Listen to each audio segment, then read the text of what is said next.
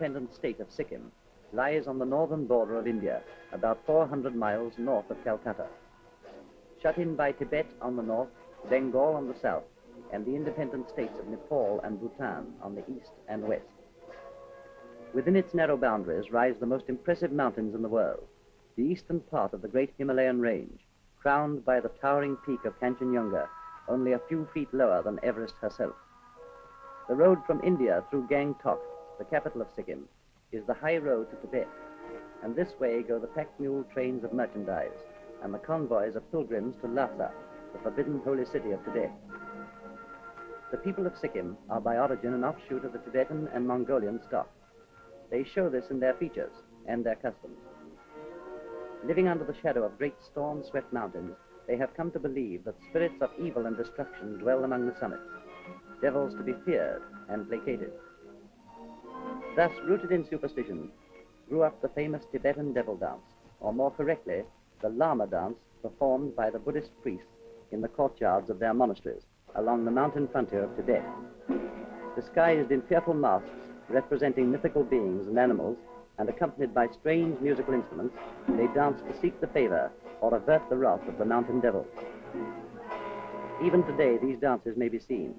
At Gangtok, there is a large monastery built by their highnesses the Maharaja and Maharani of Sikkim, whom you see here entering the balcony of their gompa to witness the dance of their own lamas. For the first time, you will hear in natural sound the Lama band. The overture begins with a blast on the great copper trumpets.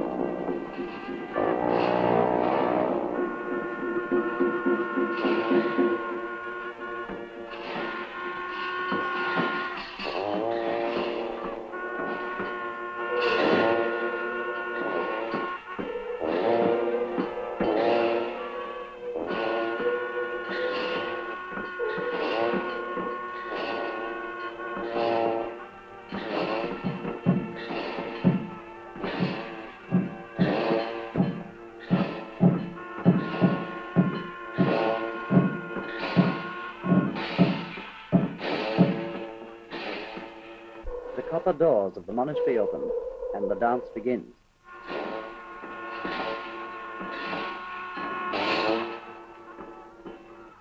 Two boys representing spirits of mischief lead the strange procession.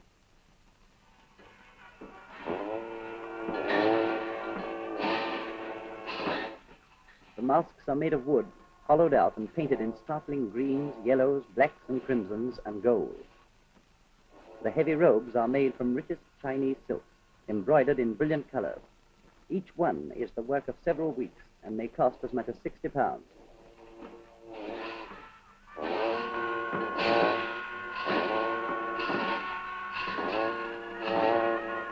Other lamas watch with reverent eye, twirling solemnly the prayer wheel filled with scraps of paper inscribed with mystic words.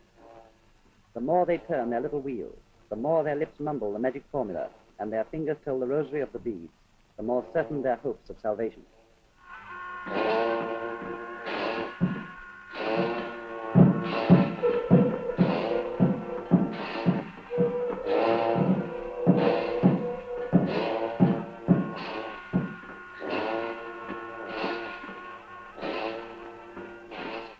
A master of ceremonies directs the dancers from the center of the ring. There is very definite technique to be followed.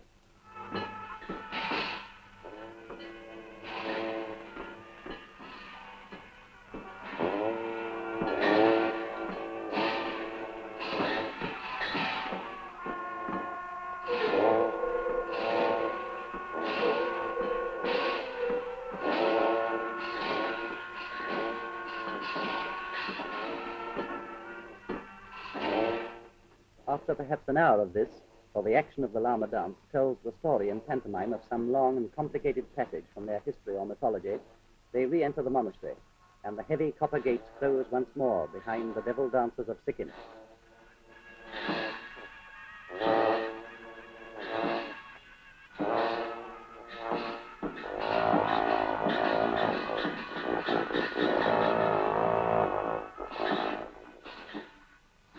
national dances usually reflect the minds of their originators and the moods of the country in which they live.